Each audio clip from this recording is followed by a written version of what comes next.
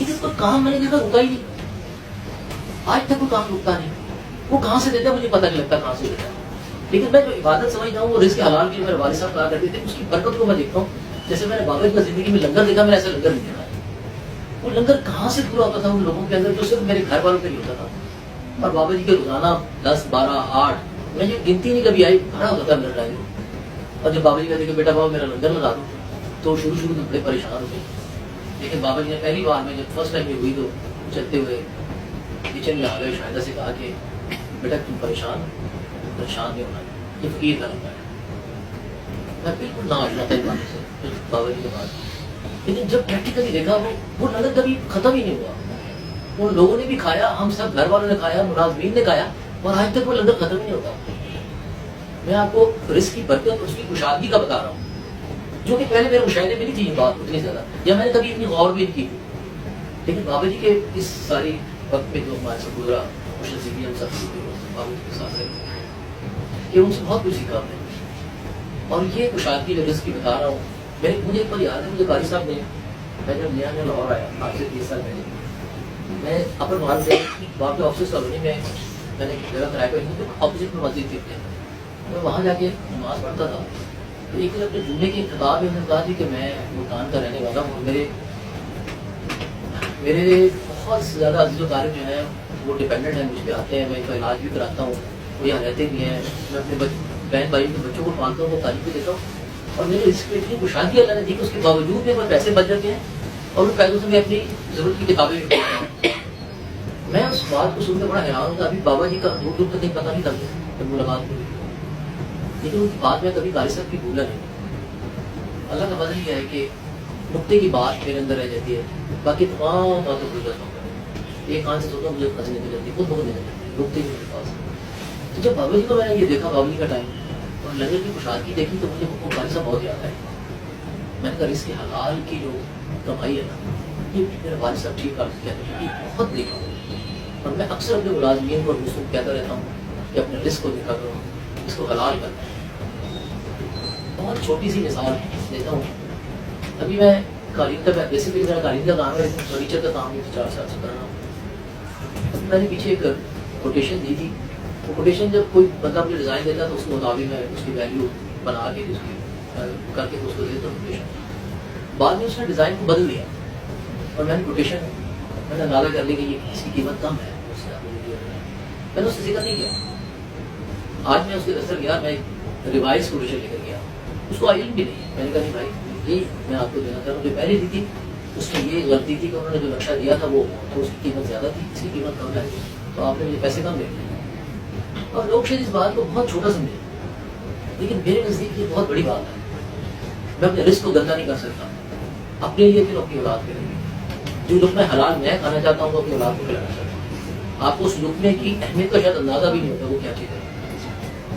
اس چیز کو آپ مد نظر رکھیں کہ اپنے رزق کو ہمیشہ دیکھتے رہیں کہ وہ کیا ہے, اور اس کو خالص پاکیزہ کریں.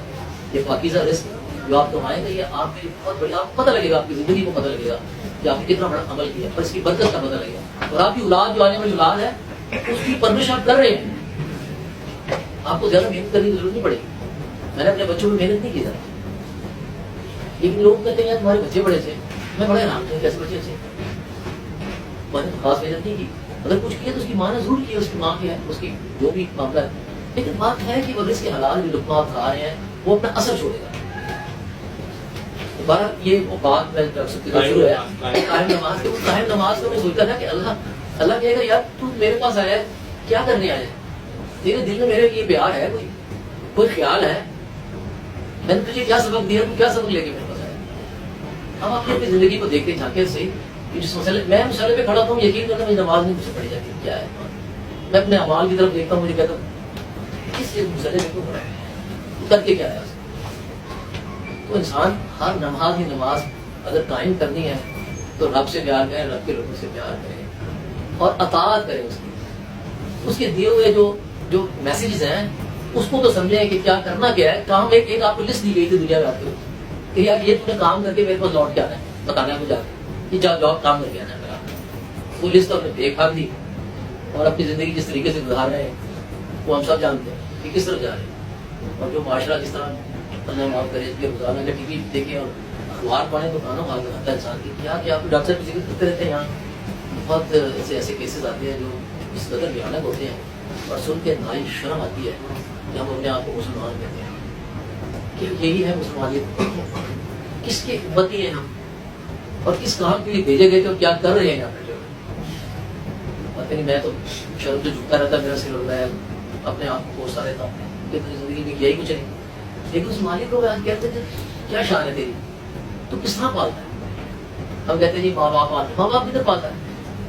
پالن ہار تو وہی ہے. دیکھیں اگر میں پال گیا تو باقی بھی پال گئے, میرے نبی بھی پال گیا, کیا ہم وہ نہیں پالے؟ تو میں نے دیکھا میں پال گیا, ماں نہیں تھی چلی گئی, بہت چھوٹی سی مرغی چلی گئی جو کہ میں پال گیا اور بہت اچھا پال گیا. اور جو سبق اس نے مجھے دیا ہے شاید ماں زندہ ہوتی تو کبھی سکتا ہے. میں زبردست فوج میں ملتا رہتا ہوں کہ کیا بات ہے. میں نے قاری صاحب سے بڑی مزدار گپ سے پوچھا, میں نے قاری صاحب ان لوگوں کو بچوں کا کیا قصور ہے جو ماں باپ کو چھوڑ کے چلے جاتے ہیں, یا وہ بچے جو مطلب ہے کہ پتہ لگا کہ ہے ہی کوئی آئے نہ چلے وہ لگے گئے. کہتے ہیں یہ اللہ تعالیٰ نے فرمایا ہے وہ اپنے کوئی یا حدیث بتائی میں قرآن مجھے بھی یاد نہیں. انہوں نے مجھے کہا کہ ان بچوں کے اضافی نمبر ہے اللہ کی طرف, کیونکہ اس کی ماں چھین گئی, اس کا باپ چھین گیا, اب اس کے کوئی شفقت والا ہاتھ نہیں ہے اس کے ساتھ, تو اس کے لیے اللہ تعالیٰ نے اضافی نمبر رکھے. آپ یاد رکھیں آپ کو اس کا اجر ایک اضافی ملے گا اللہ کی طرف. یہ ایسے نہیں اللہ تعالیٰ کو چیز جب لیتا ہے تو کچھ دیتا بھی ہے, اس سے بڑھ کے دیتا ہے. تو آپ میں بھی وہ لوگ ایسے بیٹھے ہوں گے, کسی کی والدہ یا کسی کے والد بچپن میں چلے گئے تو آپ اس کی فکر نہ کریں, بابا نمبر ملیں گے انشاءاللہ. میں نہیں بولے تو آدمی کریں گے کسی کا تو بات. ابھی اگر اپنی زندگی کی طرف پیچھے نظر ڈالیں گے تو آپ کو نظر آئے گا کہ بہت سے ایسے لوگ جن کے ماں باپ تھے ان سے بہت بہتر اللہ نہیں ہوتا. میں کہتا ہوں یقین کر لیں, میں اپنی زندگی پہ رش کرتا ہوں کہ جو زندگی اللہ نے مجھے عطا کی ہے میں اس کا اتنا شکر گزار ہوتا ہوں, اتنا شکر گزار ہوتا ہوں کہ میں بیان نہیں کر سکتا. مجھے کسی چیز کی زندگی میں خواہش نہیں ہے کیونکہ وہ سب کچھ اس نے نہیں رکھا ہے, خود ہی دیتا رہتا ہے. میں ادھر نہ کرتا ہوں وہ ہاں کرتا ہے تو مجھے کی ضرورت پڑی ہے, لیکن میں اس کو قبول کرتا ہوں اور اس کا شکر ادا کرتا ہوں. میں شکر گزار میں رہتا ہوں اس کی عطا کی, کیونکہ سب نعمتیں اس کی طرف سے ہیں. میری کوئی ایفرٹ نہیں زندگی میں, کب تک میں نے اپنے دیکھا تو میں نے کوئی کام اپنی ایفرٹ سے کیا ہی نہیں. میں وہ شخص ہوں کہ جو بیٹھا رہتا ہوں اور خود بخود اگر چل کے آ جاتا ہے, لوگ آ جاتے ہیں فون کرتے ہیں کہ مجھے چاہیے وہ چاہیے. میں آج تک کسی کے در پہ گیا ہی نہیں, آج تک نہیں. میرے والد سے بھی یہ بات کہا کرتی یار میں کسی کے در پہ نہیں جاتا مانگنے کے لیے, وہ خود ہی آ جاتے ہیں. میں بڑا حیران ہوتا ہے کہ یہ کیسی بات کرتے ہیں, یہ تو ایتھکس کے خلاف آ گیا کہ کاروبار آپ نے کرنا ہے, آپ کو لوگوں کو ملنا پڑے گا, ریلیشن بنانے پڑیں گے, ریلیشن شپ بنانے پڑیں گے آپ کو. ابھی بھی مجھے وہ کہتے ہیں آپ یہ کس طرح کیا کریں, میں آپ کو بتاتا ہوں کس طرح آپ نے لوگوں سے ملنا ہے, انٹریکشن کرنی ہے, یہ کرنی, مجھے عجیب سی لگتی ہے.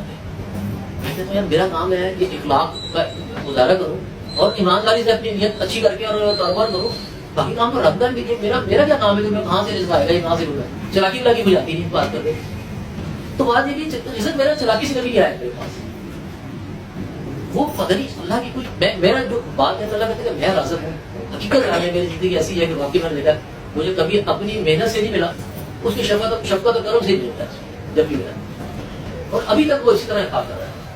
میں اپنی جگہ پر ہلنے والا بندہ نہیں ہوں, اپنی جگہ بیٹھا رہتا ہوں. ہاں یہ ہے کہ کوئی آیا انکوائری آئی ہے تو اس کو میں ضرور انٹرٹین کروں گا, جو بھرپور میرا کام ہے کرنے کا, لیکن اس کے علاوہ میں پیچھے نہیں کبھی گیا, میں پیچھے بھاگ کے نہ ہوں, میں ایسا نہیں کبھی نہیں زندگی میں کیا. لیکن اللہ کی شان ایسی ہے کہ آپ یقین کر لیں گے اگر آپ اپنے ایمانداری نیت کو ٹھیک رکھیں. لیکن میرے استاد نے یہ کہنا ہے شاہد صاحب کی نیت ہوتی ہے, اس کے پیچھے میری نیت ہوتی ہے. میں نے ادھر ٹھہر نہیں سر, ابھی ذرا ٹھہر کہتے نہیں لیکن ٹھہرنا نہیں, اس کے پھر پیچھے نیت ہوتی ہے, اس کو بھی ٹٹولنا ہوتا ہے, اس کے پیچھے بھی لیکن انہوں نے سات نیت پیچھے گنوا دی. میں نے کہا سرکار ہے ٹھہر جو رہا, یہ پہلی نیت ہی ساری ٹھیک نہیں کی, پیچھے کتنا جانا. تو یعنی نیت کو ہر وقت ٹٹولنا اپنی کہ آپ کر کیا رہے ہیں, کس نیت سے کس کام کو کر رہے ہیں, کیا اس میں اللہ کی رضا ہے, آپ خالص ہیں اپنی نیت کے اندر. میری زندگی بہت ہی اہمیت کی کہ آپ نیتوں کو ٹٹول کریں, اس کو ضرور دیکھیں جس نیت سے کس کو مل رہے ہیں, یا ہماری نیت پہ چھوٹی چھوٹے یہاں دیکھیں, اپنے مفادات کی خاطر ہم ملتے ہیں, مجھے بھلا ہو جائے اور فائدہ ہو جائے. میرے نزدیک یہی ڈاکٹر شکریہ.